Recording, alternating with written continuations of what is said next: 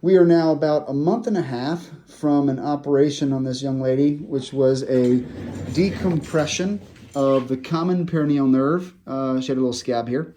The superficial peroneal nerve and the deep peroneal nerve on the top of the foot, as well as the sural nerve in the back of the calf here, right here, and here, back here. Now, why did we do this? We did this operation because she had terrible burning pain, hypersensitivity in the right leg after an accident and an ankle sprain. She had pain for about 4.5 months prior to seeing us. Can you tell us exactly what you were told by your physicians who were treating you, and what symptoms you were having and how it affected you? So it was my podiatrist who referred me to you guys, telling me that I probably had chronic regional pain syndrome starting from the 5th met that I broke, but the way I fell on it, it probably caused a sprain. So you made 5th metatarsal bone, that's a bone in your foot. Okay, so when you fell and sprained your ankle, you had a small fracture of a small bone, correct? Mm-hmm. Okay. And so people would say, well, big deal, you had a small fracture. What symptoms were you having after that?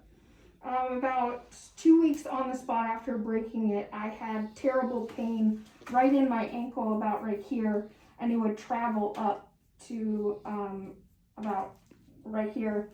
And it felt like fire, it felt like pins and needles. I couldn't touch it. My foot was very, very cold compared to my left foot. And was it a different color? It was a little bit of a different color. So these are signs of what people would term chronic regional pain syndrome. And so what happened after that? So when my podiatrist said, well, this is something that I don't deal with, you need to go to a different doctor, she warned me, this is going to be a long road ahead of you. I don't want to start anything before you see Dr. Williams, because he'll be the best doctor to, tailor your treatment. And so you are currently employed and were unable to work for how long? 6 months. 6 months. So we had diagnosed her with a compression of the common peroneal nerve, the superficial peroneal nerve, and the deep peroneal nerve. And unusually, only about a few people will have the sural nerve involved. And essentially, she couldn't stand being touched at all across the entire top of the foot, and specifically this part of the ankle down here to her 5th toe. The sole of her foot wasn't so bad, so we didn't think she had tarsal tunnel. But the reason this occurs is because, let me see this one. When she fell, she had a forceful inversion like this. And when that happens and you invert your foot, you put a stretch on all of the nerves that come from your knee down in the top of your foot. And we've seen, just dozens and dozens and dozens of patients with this problem. And the problem is that a lot of these folks are told they have nothing but chronic regional pain syndrome, which they do. It's chronic, it's regional, and it hurts a lot.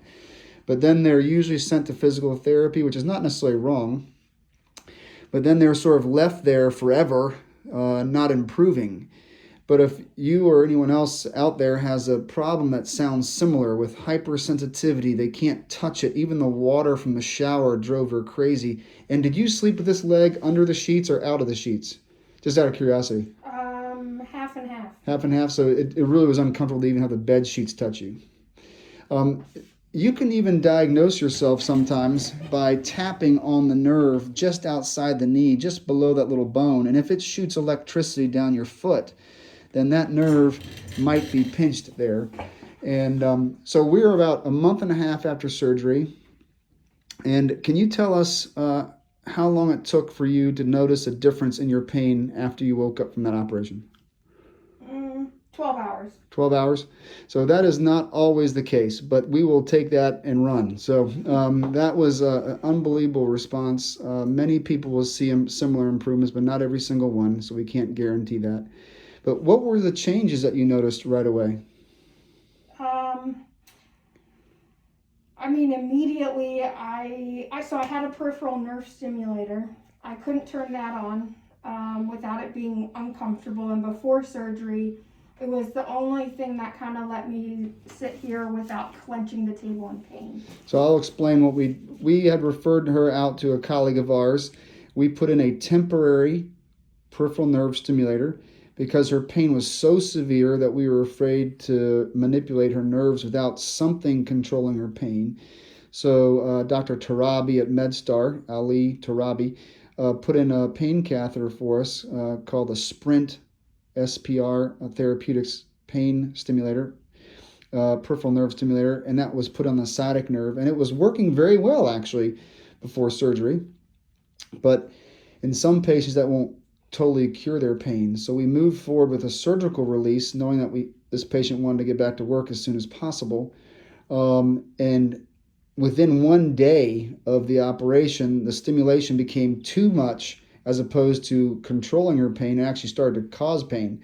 So we actually had to turn that stimulator off. Is that correct? Yep. Okay. And then that stimulator was then removed later, very simply. And so it's been about 7 weeks, a month and a half since this operation. What are you able to do better now than you were before this operation? Steps, walking, standing, sleeping. I mean, everything. Are you taking any unusual medicines now? Do we have you on anything? I'm weaning down on gabapentin. Okay. I'm on the lowest dose right now, and I was at the max before surgery. Okay. Any other comments or questions that you'd like to share with us about this experience? Trust Dr. Williams. It's very hard to sit here and be in pain and have to wait and wait, but trust him, talk to him, tell him your concerns. He does listen. I had multiple factors, and he's very gracious, and I'm very thankful for him. Thank you. You're too kind. I did not pay her to say that either, by the way. No. Thanks.